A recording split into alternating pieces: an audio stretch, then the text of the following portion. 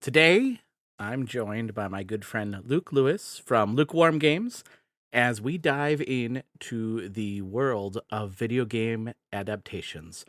We discuss The Last of Us, we discuss Super Mario Brothers and beyond. We are exploring how games are reshaping storytelling. So, sit back, relax, and enjoy the show. This episode of the Gamerheads Podcast is brought to you by Seven Bridges Premium Gourmet Yum Yum Sauce. Enhance every bite with our savory blends of flavors, perfect for meats, vegetables, and crispy treats. Whether you're dipping, drizzling, marinating, grilling, roasting, or snacking, Seven Bridges Yum Yum Sauce takes your culinary experience to the next level. Get yours today and make every meal a gourmet delight. Hi, I'm Celia Schilling from Yacht Club Games. Hey, this is James from Megacat Studios. Hey folks, this is Matt, aka Stormageddon from Reignite and the Fun and Games Podcast. This is Stephanie from the Boss Rush Podcast and the Boss Rush Network. Hey, this is Mark and Keon from Bunte Avond. Hey, this is Sebastian with the ProNerdReport.com and the Single Player Experience Podcast. Hi, this is Chris. Mike. And Garrett from Daylight Basement Studio. Hey, this is Baron J67 from Level 1 Gaming. Hi, I'm Jacob McCourt from the Left Behind Game Club, Crossplay Conversations, and Video Game Trivia. Hey, this is Todd Mitchell from Code Right Play. Salutations, this is Mike Carroll from Stroll Art. Hey, this is Jeff Moonen from Fun and Games Podcast. What's good, y'all? This is Adam from Respawn Aimfire. Hey, this is Patrick from the Backlog Odyssey. Hey, this is Rune from Runic Codes. Hi, this is Andrew from Spalato Bros.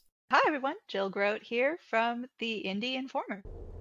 Hello, this is the Crypt Master, and you're listening to Roger Reichardt. You're listening to Roger on the Gamerheads Podcast. And welcome to another episode of the Gamerheads Podcast. My name is Roger. This week, I have a very special guest, returning guest. I have Luke Lewis joining me from LukeWarmGames. Luke, thank you so much for joining me again this week. It's always a pleasure having you on.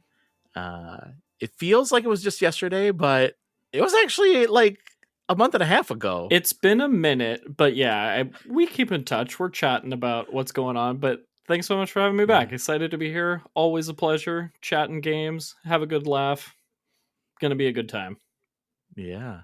I'm really grateful that you took the time to join me. Before we begin, I know you were just on the show like a month and a half ago, but just in case people are like, "Who's Luke? Who is this guy? What's happening here?" Do you want to tell the good listeners of the Gamerheads Nation who you are and what you do, and a little bit about yourself? Sure. So by day, I'm a PR specialist over at Vicarious PR and V Publishing, helping support indie games, getting the word out about lots of cool titles there. And then after hours, I am the host and producer of Lukewarm Games and also one of the co-hosts of Crossplay Conversations, a video game podcast, both topical video game shows where we cover news, previews, reviews, and more topic-driven discussions, evergreen topics. Good vibes in video games is kind of my shtick, basically. But I think if you enjoy Gamerheads, you'll probably get a kick out of either of my shows. But happy to be back for sure. Yeah. I'll put links to your shows in the show notes. But definitely, if you like this podcast, even if you don't like this podcast, you should go listen to Luke's podcast. It'd probably be better. I than love that disclaimer.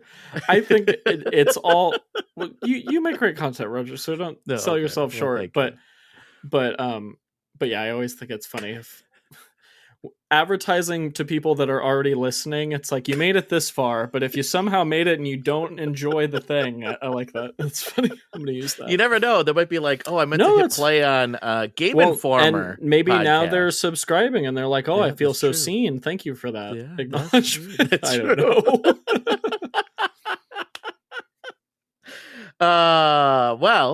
know. I brought you on the show because I wanted to talk about video game adaptations into movies. So we've seen quite a few, and now recently Minecraft just got made into a movie, and I will, full disclaimer, I have not seen it yet. I will probably see it because my son wants to go see it because he's huge into Minecraft. I, on the other hand, am not a big Minecraft guy. And I was kind of like, this movie looks silly, but it's doing really well in the box office. So I wanted to bring you on to talk about our video game adaptations finally getting it right. And we're seeing things like Fallout. The Last of Us Season 2 comes out this Sunday. This Sunday. It does. At the as time of this recording. Yep. Yeah. So I do have some questions. I guess, first of all, just generally speaking, do you feel that Hollywood is actually getting it right, or is it just the right time at the right moment type thing? I think we're at an interesting crossroads where I would say we are almost at the precipice where it is a quality over quantity thing. I think we're getting more good stuff than bad, but I think we're still getting some questionable things. But there are gems that make me really excited about what video game adaptations can be. You mentioned Fallout, The Last of Us, things like Arcane, I think are really well done, really well produced, made by people who care about the property and care about making a good piece of entertainment. I haven't seen the Minecraft movie either, so I'm interested to see kind of how that one pans out. But at least on the surface level, to me, that kind of represents more. And I don't want to speak ill of any of the cast. I enjoy some of the cast and the writing team. I'm sure a lot of work went into that movie, but it does at the surface look like a cash grab type thing, just because of like, who can we get to star this movie? Jack Black. Yeah. But I don't want to disparage the Minecraft movie too much, but it doesn't make me super excited to see it. I guess I'll say that. Yeah, I agree.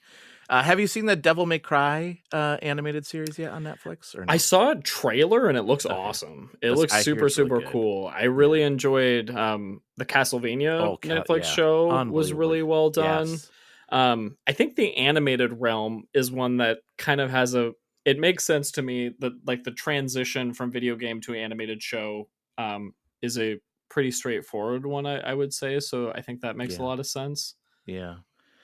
I think I think there's two things that are going on here. One, just from an overall standpoint, like, are they finally getting it right? I think part of it is the stories that are told in video games are much more in depth than like arcade games were back in the day, so like if you think of back in the day when you had, they weren't movie adaptations necessarily, but like you had Pac-Man cartoons and you had I think Qbert might have had a cartoon, I'm not quite sure, but at least Pac-Man did. Donkey Kong for sure did.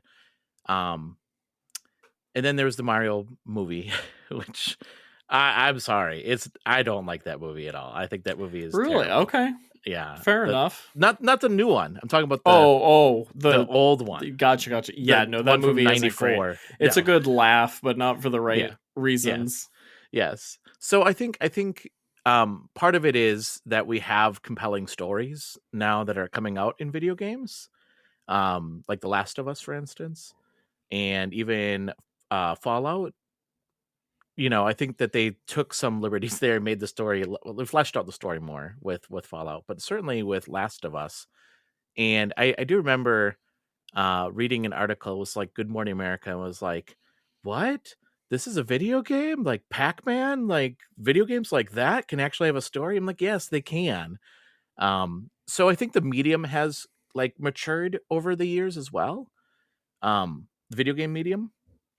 But I also think that due to the fact that it's more mainstream now too. And I think that the audience, it's kind of weird to say. I don't know. Like it feels like like video game culture has become popular.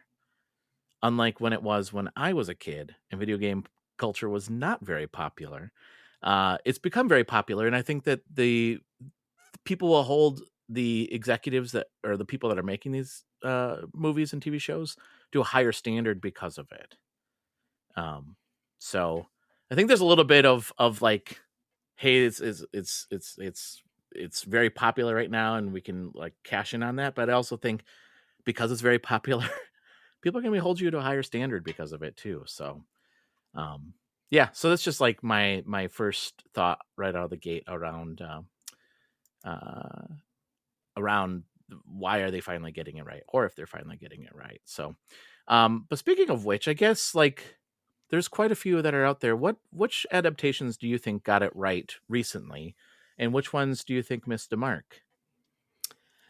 I think The Last of Us for me, I think, is like the shining achievement of what a video game adaptation can be. I know it received some criticism from folks that were big fans of the game in a sense that it is beat for beat the story of the game. Yeah. But as someone who really adores those games, I thought that was incredibly compelling that I could introduce that show to people in my life that would never touch the game, whether it was because of skill or interest or age, you know what I mean? Just any number of reasons. It was really cool for me to recommend the show to them. And then once they finish the show, we could talk about the same story in a meaningful way and have conversations about it. And I think the production value and the attention to detail and the casting was really, really wonderful. And having the creator of the game, Neil Druckmann, heavily involved in the production of the show, I also think goes a long way just to like the authenticity. And that was one where they made the show not because they had to, but because they wanted to. And I think that kind of separated it. I don't think they were like jumping on the bandwagon. They were like, let's tell this story in a new medium in a really compelling way.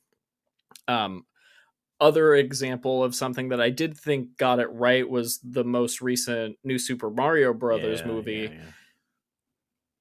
While on the surface, kids movie, not necessarily for people who grew up with Mario, but I just think that movie was so much fun, and I think it encapsulated what is inherently awesome about Mario. I think it made video games, like you said, cool. I thought it was so neat walking into the Target and local Target and seeing Super Mario toys everywhere and all this stuff that like wasn't around when we were kids, and just like you mentioned, like bringing video games to the mainstream culture in a way that I just think is really exciting. So that's kind of two ends of the spectrum, where it's like The Last of Us, I think, is like bringing art and cinema to the television series, and then I think the Mario movie is bringing the fun and joy and whimsy of video games to the mainstream. So those are kind of two recent examples that I really like. But how about you? What stands out for you? Same. I think the Mario movie for sure. The new Mario movie. I did not play. This is an interesting tidbit. I did not play Super Mario 3D World. Until recently. Nice. Unfortunately, my kids were in the hospital. Two of my kids, I have three kids. Two of them were in the hospital for the same exact thing, respiratory issues. It was just a really bad season for that. And one of my kids has asthma. The other one is like asthmatic, but not as bad. And they just both had terrible attacks. Took them into the ER. They're like, nah, we got to take them to the hospital.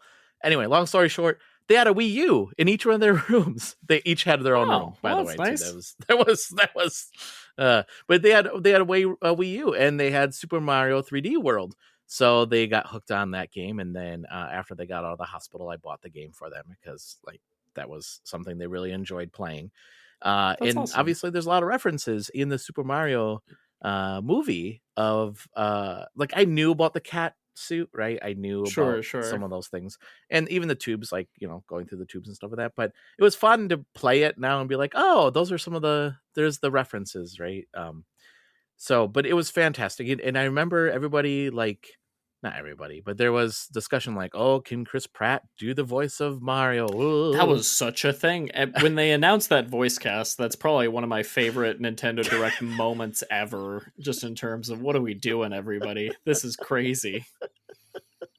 Yeah, and but I wasn't as worried. And here's why, because I was like, very worried, but sorry, continue. Were you yes, really? But okay, so just in the sense of like I mentioned with the Minecraft movie, it was just like, oh, is this a joke? Are we just casting like the biggest Hollywood names?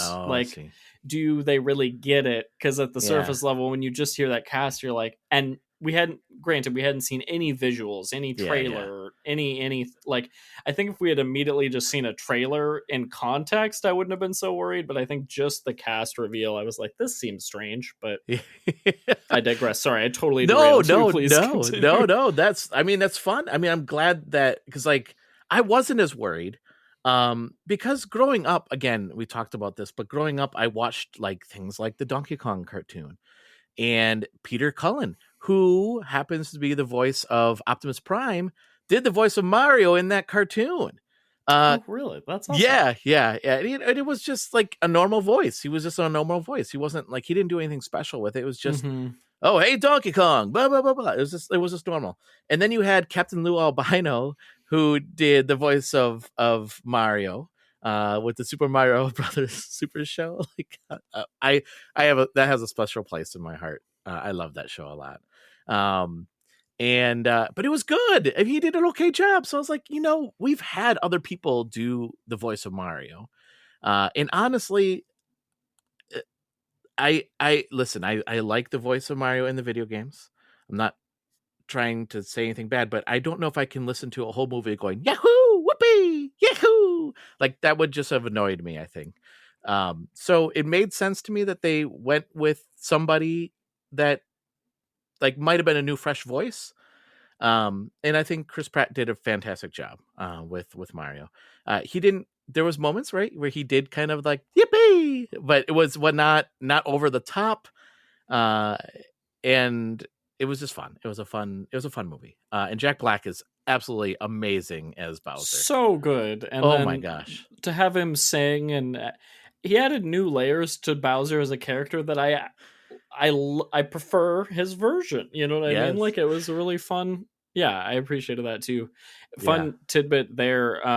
Claire and I got to go to the Game Awards Orchestra anniversary concert that they did in LA a couple years ago. Yeah. And the finale performance at the end was Jack Black performing Peaches. Oh, and that's it was so so fun. It was really wow. fun. Yeah. Oh, yeah.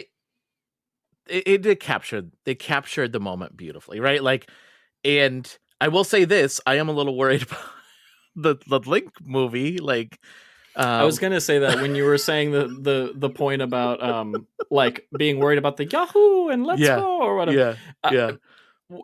They can't do that either in a Zelda movie, because it's not going to be 2 hours of Link going around. Yeah. Like, there's got to be other dialogue going on. So yeah, that's an interesting one. I'm curious how that's going to go. I wonder is that live action, or am I? Yeah, it's going to be live action. That's what I thought. Yeah. I wonder if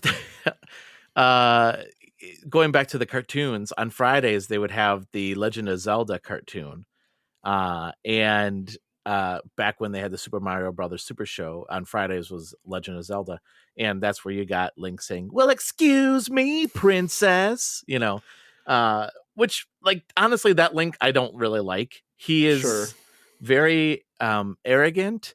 He is also very horny. He is a very horny Link. Yeah, it's a weird vibe. Yeah, I'm a little skeptical of the Zelda movie, because that's such a series about like making your own adventure and like being in your own, that the idea of a movie capturing that vibe. But I think you just have to, I went into the Mario movie with just absolutely no expectations of just like, I hope this is fun. I hope I have a laugh. I hope I have some whimsy, and that's what I got. So I'm kind of approaching Zelda in the same way. Well, we'll see. But Nintendo's involved with it, so I'm hopeful that it's not going to be. Maybe it'll be like the Dungeons and Dragons movie. I don't know if you saw that, really but good. I thought that was a very fun movie. Yeah. And I'll throw that into the adaptation, because I would too. It's established IP. Yeah. That movie is so good, and also it has a nice throwback to the 1980s D&D cartoon with that little group that was in the maze. Oh, I loved it. Like, I obviously had to like grow up watching like that stuff. You're like, oh my gosh, that's the same group that was in the cartoon. Yeah, I thought that was really well done, and it was the right balance of humor and action. Yeah. It didn't feel like, and the story was well done. It was good. I really liked that. It was one of those where the label of like fun for the whole family is like legitimately fun for the whole family. Yeah. Agreed. I agree with The Last of Us too. That it's, the fact that it's more story driven and it's more about like the human interactions, right? And not so much about like the zombies. Because I will say this, my wife is not a big zombie movie type person. Sure. And I was like, no, you really have to watch the show. And she's like, I just don't like zombies. I don't know if I'm going to like this. I'm like, it's not about the zombies. It's not about the zombies. It's about the people and how they handle the apocalypse, right? It's really like the bad guys are really our people. It's not, I mean, yes, there's zombies. And I feel like the show is even less about the zombies than the game, since you're not, you don't have the gas mask stuff. You're not doing all these stealth sequences and boss fights and things like there's a couple like set piece moments, but it's more like you're saying about the character moments. Yes. And she loves this show. Like she's super ecstatic about it coming back. She's like, "Oh, it's coming back on Sunday." And I'm like, "Yeah, it is awesome. I love that." So she's really excited about that.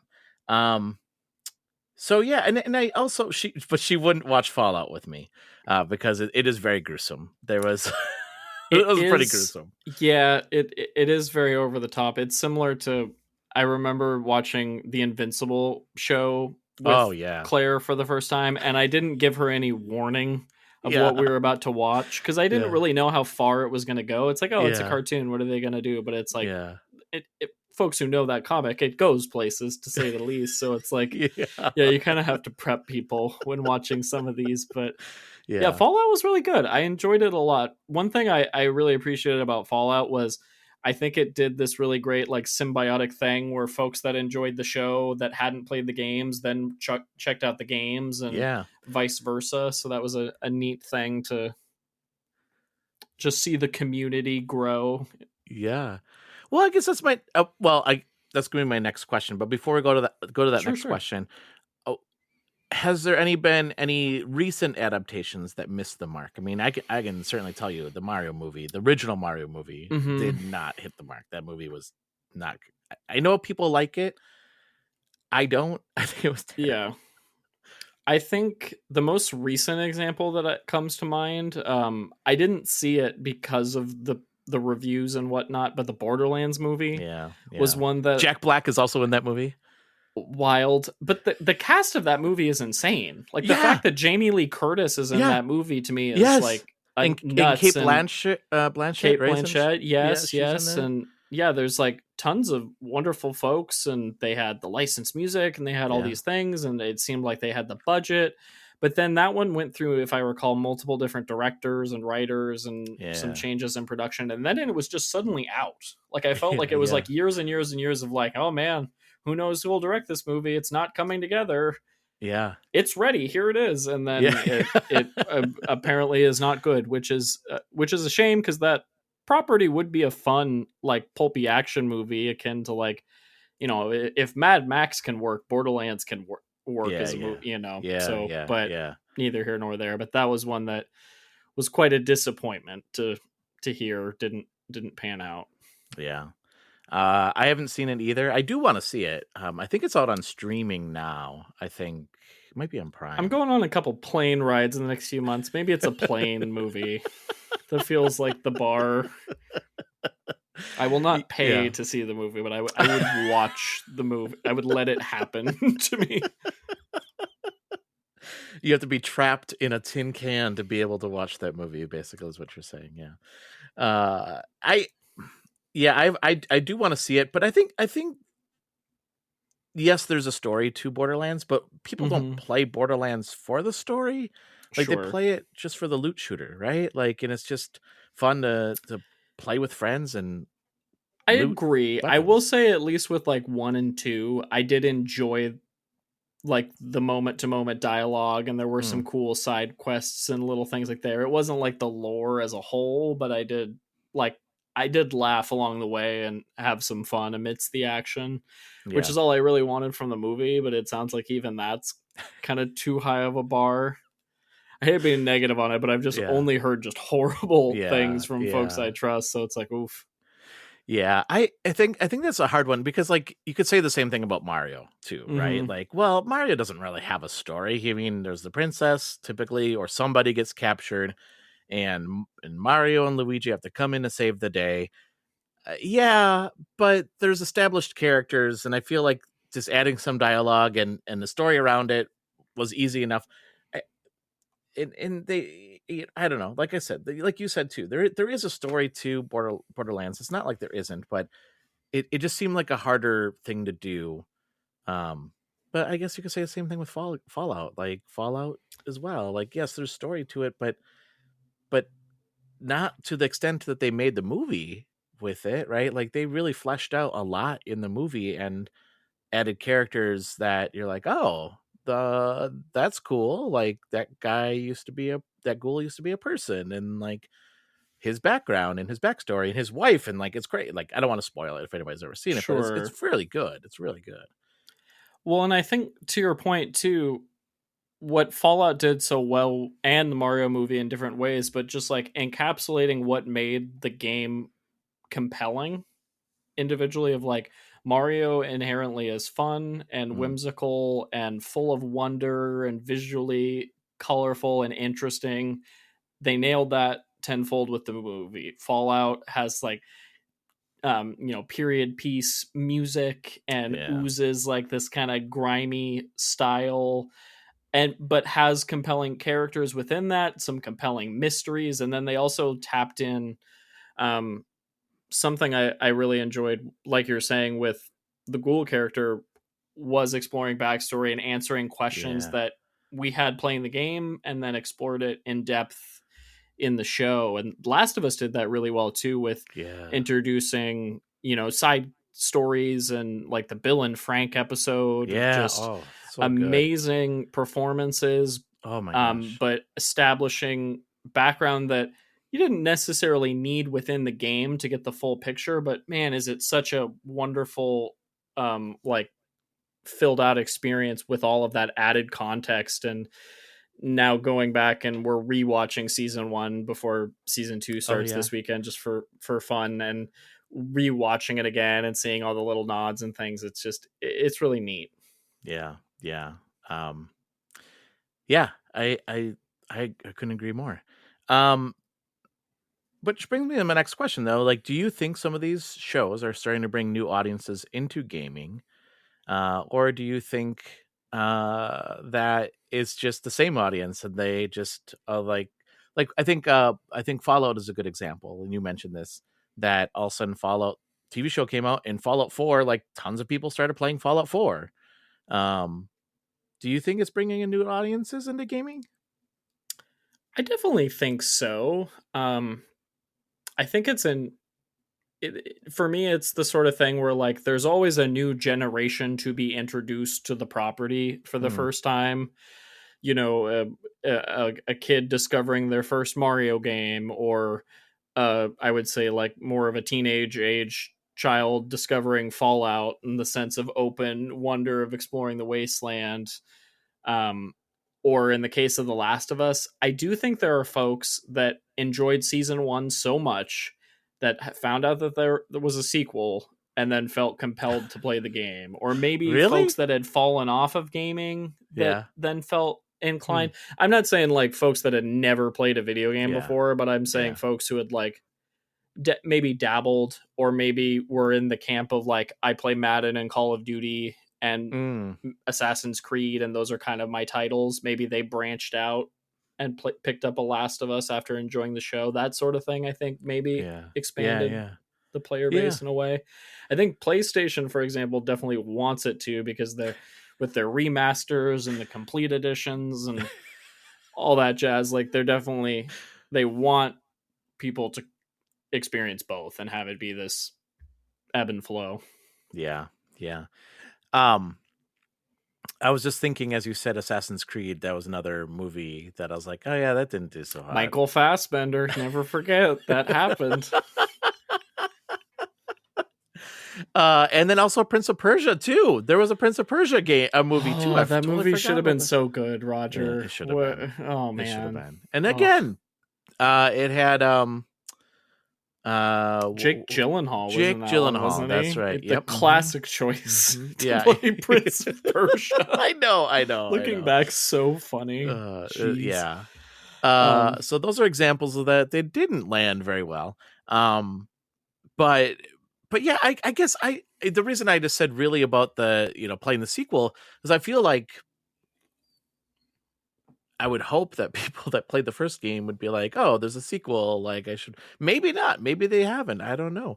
But I do agree. I think it opened people to be like, oh, I'm mainly this type of gamer. I'm going to try this game. I never played this game before, but I'm a gamer, but maybe I've never played that game before. And then they go into the game. Yeah, it's an interesting thing. It's hard to say if gamers are if it's becoming more popular because of the movies, or if it was just the movies made it popular because of the gamer base. I don't know. I think both can be true to some extent, but yeah, I hear you. So I'll ask you this: what game needs an adaptation next? Ooh.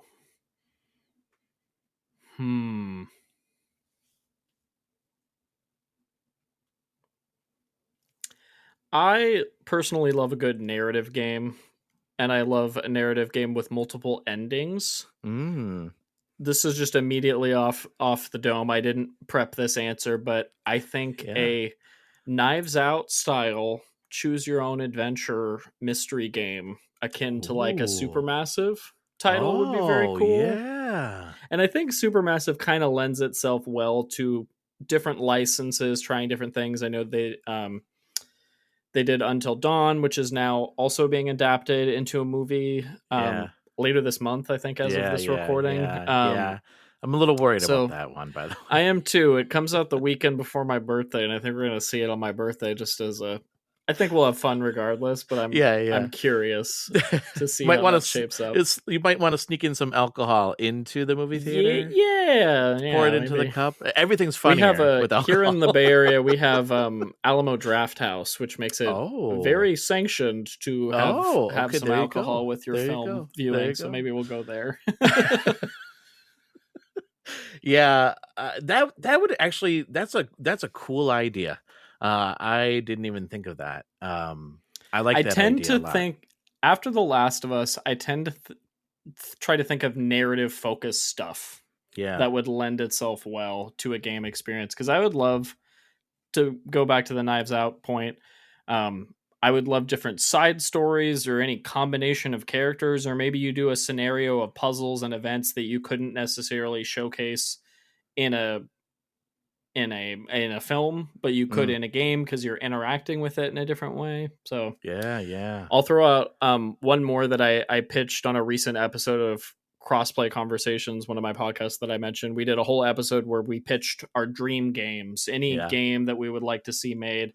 And I pitched a Die Hard stealth game. So that's my like, if I could have anything in the whole wide world, it would be a stealth action game developed by Arcane in the Die Hard universe. That'd be cool.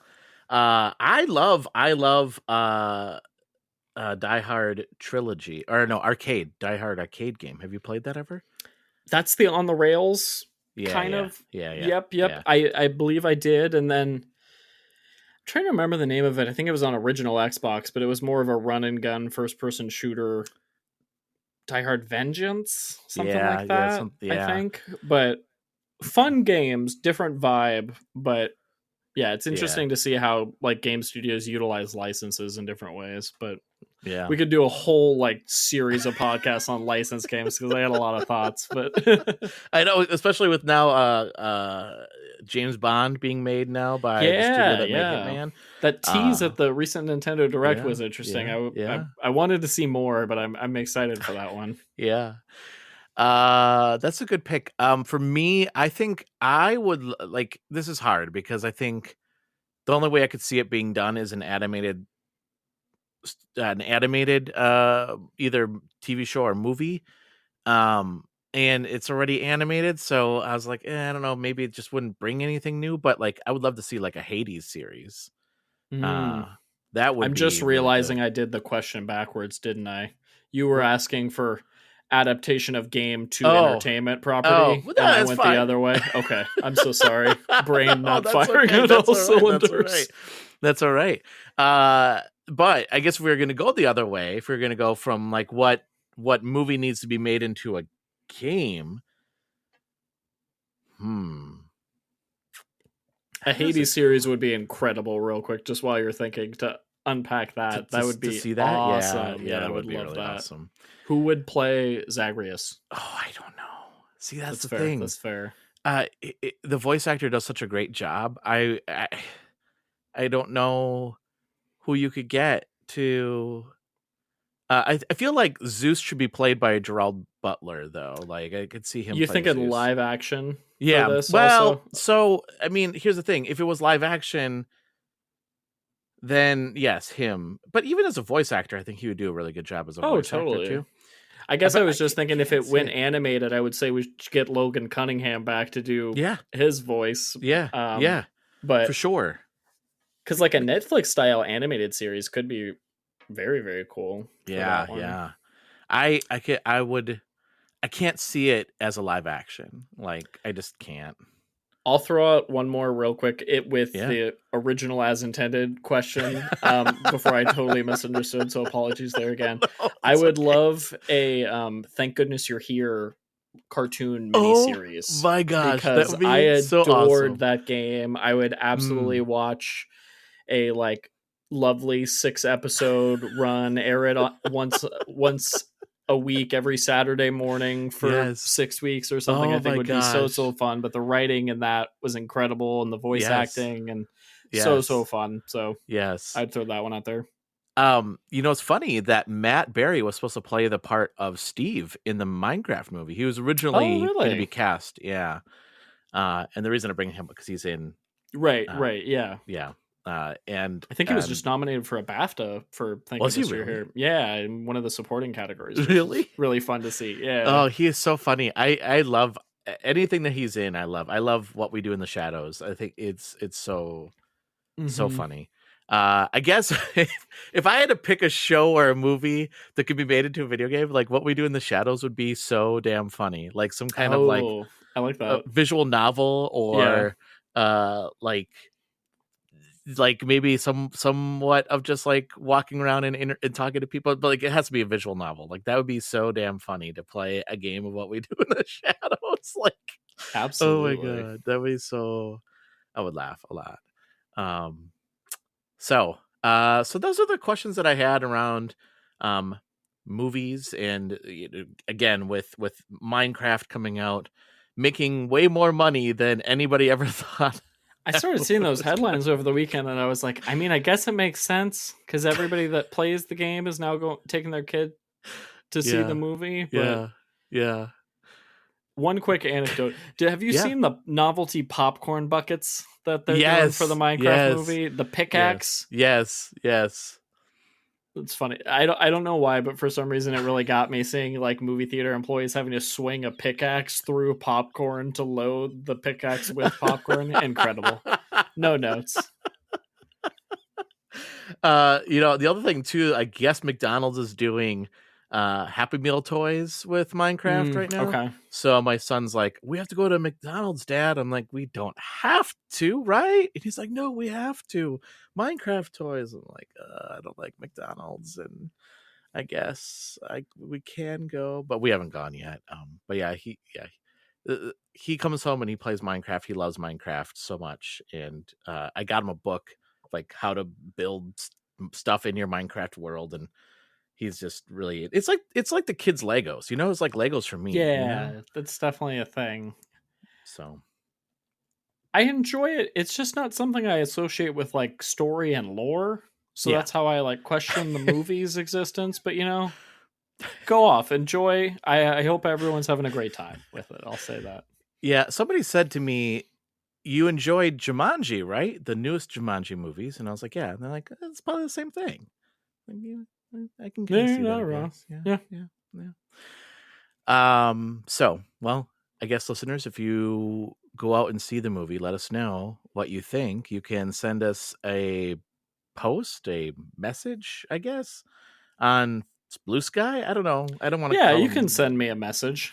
Give me your yeah. Minecraft review unprompted.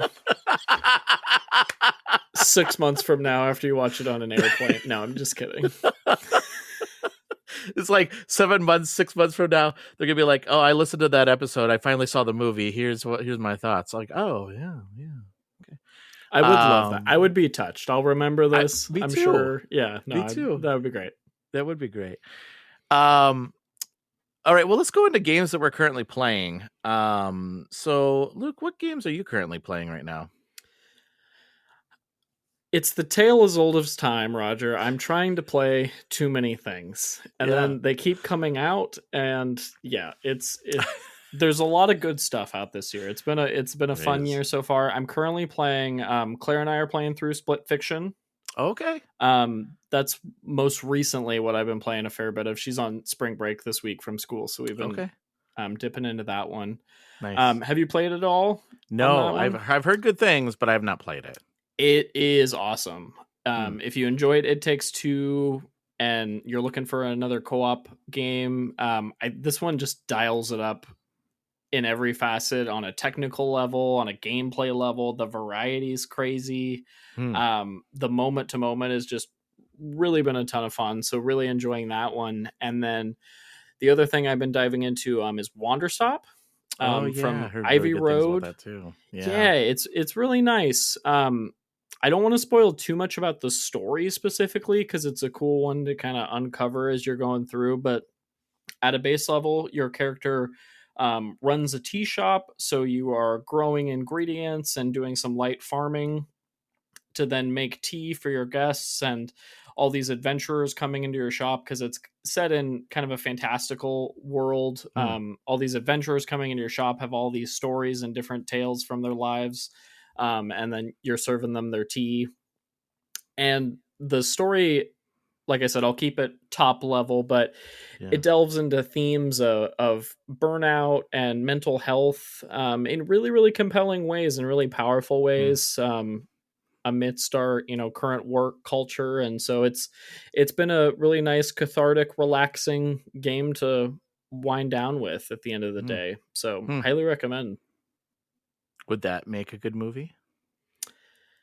I could see it potentially. There's something like very meditative about the interactive experience, though, that I'll say that it works really well as a game. Just there's a central machine in the tea shop where you make tea, and it's a very methodical process that you go through, where you're climbing ladders and pouring water and collecting berries, and it's just this like really meditative experience to go through. This like, it's a tedious process, but it doesn't feel tedious to play. It feels really interesting, satisfying to kind of go through these motions after you learn the process. But I think the story is compelling in and of itself, but I do love the like tactile feel of the game as well. So yeah. That's cool. I have not played either of those games, so I need to play both of those games. I do want to play Wanderstop. I've heard nothing but fantastic things about that game. But it's been a crazy year, and it's beginning of April. Like, what is going on here? But it's just been banger after banger after banger, right? So I have been playing. I'll talk about the game that I've been playing with my wife. Sure. We've dived into Overcooked. Nice. All you can eat. So we just beat Love it. the first game. We beat it before. Like, I know we have, but then we must have beat it on a PlayStation or something. I'm not sure. But then we played it on our Switch. And so we've been playing that, and now we're into Overcooked 2, and I can say that we're still happily married. I love that. That was going to be my next question. How's the marriage going? Everything okay on the home front? Yeah, I mean, we actually there was it's funny because we both said like, oh, like we really worked together really well on a lot of these levels. There is a level that we're on right now in Overcooked 2. They were like, this is impossible. 2 cranks it up in an absolute wild direction. The spaceship level, if you've gotten to that one. Yes. Claire and I work together, I think, quite well as well. But when it's like unconventional levels, like when it's within the confines of a restaurant, like we can make that soup. We will nail the sushi every time. Yep. But space cheeseburgers, it's a struggle, but very fun games for sure. We are also trying to unlock the secret Kevin levels. Oh, awesome. So we unlocked 2 of them. And one of them, the guide that we looked up, because we were like, how do you unlock? Because we don't know how to unlock this stuff. So we looked up a guide, and it said we needed 5 tier tips, like so the tip tier of 5, and we were over on a certain level. It was like 2 or something like that. We were over and over again, just trying to get to 5. We could only get to 4. Apparently, only need to get to 4 because it opened up, and I was like, what? It's open for us. So I don't know. That was weird. The next one says we need to get 1,000 points on level 2-4. And I think our best is like 780. And I was like, I don't know if we're going to be able to do this. I mean, it's going to be crazy. But yeah, we're really enjoying it. It's fun. It's there has been a couple times where like, I'm trying. I'm a little bit of communication is key. Communication's key. And then my kids want to jump in, and when my kids jump in, then it's just chaos. Then it's just like we're not accomplishing anything. We played, I think it was one Christmas morning a few years back with my dad, and my dad plays some video games. He got very into like the Rockstar games recently. Nice. Red Dead Redemption's one of his favorites. He played Uncharted. Oh, there's another one that could be made into a movie. I agree, that'd be rad. So like he can handle a controller, you know what I mean? Like he can play a video game. Overcooked was such a struggle, and he, as someone who he used to teach at a culinary institute and like grew up in restaurants, and so he was very much like trying to bark out orders and go down the line and run expo and all this stuff, and I'm like, this isn't working. This isn't lining up, everybody. This I feel like if you are like a professional chef of some sort, right? Like it's probably worse because you're probably like really freaking out. Like, this is not how this is done. This is not how this is done. When I used to work in the restaurant industry, we did a charity stream for Extra Life, and we played Overcooked, and 2 of the folks on our team were like legitimate trained professional chefs, and to be honest, they struggled the most. Yeah. It was rough. We had a lot of fun, but it was very funny. Of like, it doesn't transfer necessarily.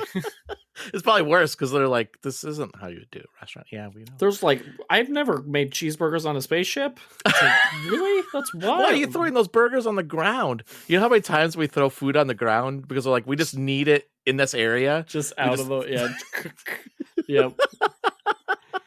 Health codes at the window in Overcooked. That's right. We had one fun quick story about Overcooked as well. So, my wife and I, we thought that other people would like to play this game with us. So we had some friends over, a couple, and we're like, oh, you gotta play Overcooked with us. And it was probably like the third match or whatever, the third game of it. And our friend, she just put the controller down, and she's like, okay, let's do something else now. And we're like, oh, okay, I guess we're not playing this anymore. You don't like this game. It was very funny. It was very funny. So Overcooked, and then the other game that I'll mention, I just reviewed. It's up on the site at gamerheadspodcast.com. Promise Mascot Agency. Oh, I've heard of this one. What'd you think? I love it. I love it so much. It is so. I'll make this brief. I'll just kind of highlight what the game is about. So you are a lieutenant in a Yakuza family who is sent out to basically deliver this money between to another family. These 2 families are warring, and this money is going to like make peace between these 2 families. However, another faction comes in and hijacks the money and holds your like protege hostage and says, either give us the money or your protege dies. Very serious. Like, all this is very serious, and I chose to give up the money. I'm assuming either way you're probably gonna give it the money. You get your pinky severed because of it, and you're disgraced. But your boss, your family boss, is like, well, you're good at what you do, and I don't want to lose you, but you do have to like pay for what happened. So we're gonna fake your death, and we're gonna send you to a cursed city where you have to run a mascot agency to get the money back. Now, up to this love point, that punishment. yeah, up to this point, I was like, because I knew it was kind of an absurd game. And up to this point, I was like, what? Am I playing the wrong game? Like, what's happening here? Like, it played out like a visual novel. It was very serious. And then I guess then I meet the mascot who I'm working with, or my sidekick, and it's a severed pinky that's like larger than life. And when I say mascots, it's not people dressed up. It's like the actual things. Like they talk about how like in this world fairies and other things like mate and they have offspring and they're weird. Like one of the mascots I picked up is a piece of tofu, and it's a piece of tofu that walks around. I had another one that was a half cat, half yam. Classic combo. That's hilarious. So it's so bizarre.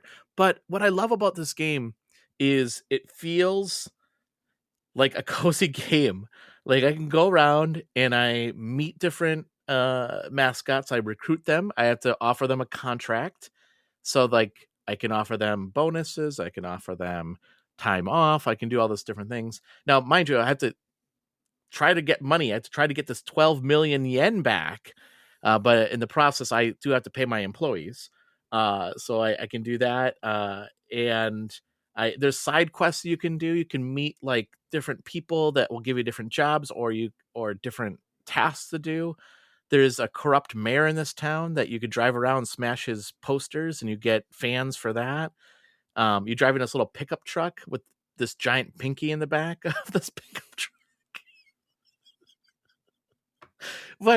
But all that saying, so then you send these mascots on a job, and they perform these jobs. Like they might be hired to like promote something, but then they always get in trouble. And then you have to log into the live stream to watch them, and then you play like hero cards. Like it's just like it's a card game kind of that you play to get them out of trouble.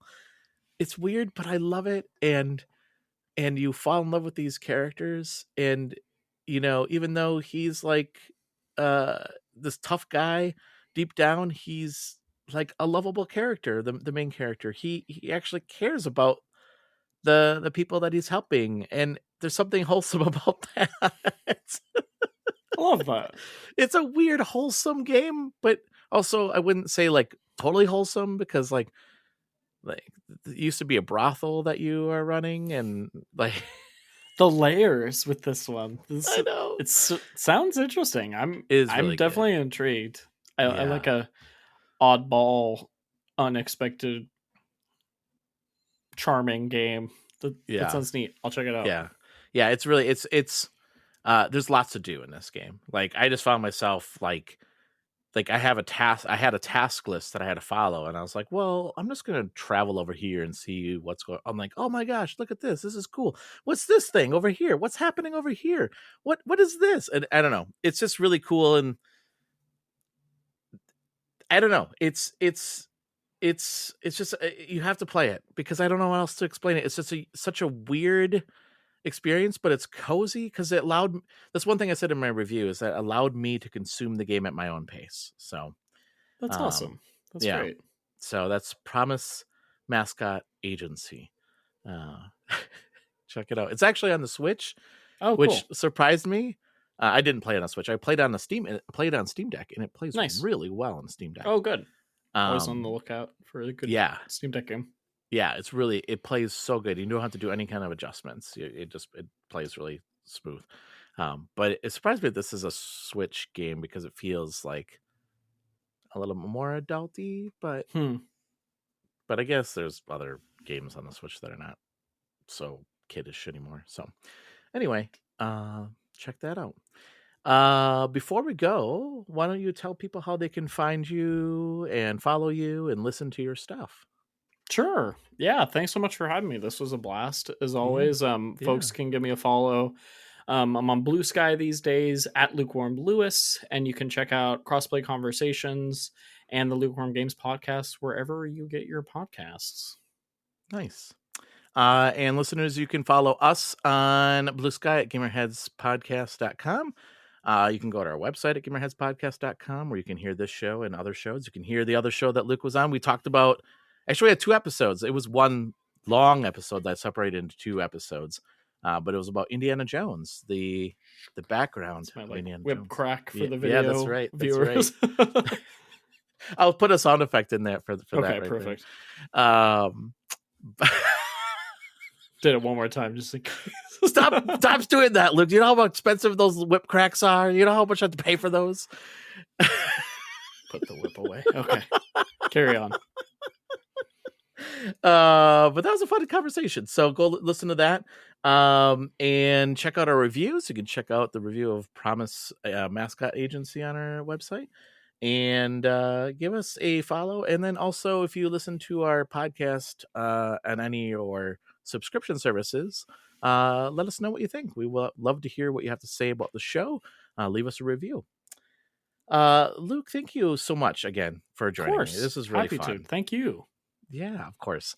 It's always a pleasure having you on the show, and this was just a really good conversation. I thought this was a great topic that we could talk about, and I knew that you would have plenty of wonderful ideas, and you did not disappoint. So thank you so much. Appreciate it. And listeners, thank you so much for giving us a listen. Make sure to follow Luke as well. I'll put those links in the show notes. Until next week, everyone, stay safe and game on. Bye.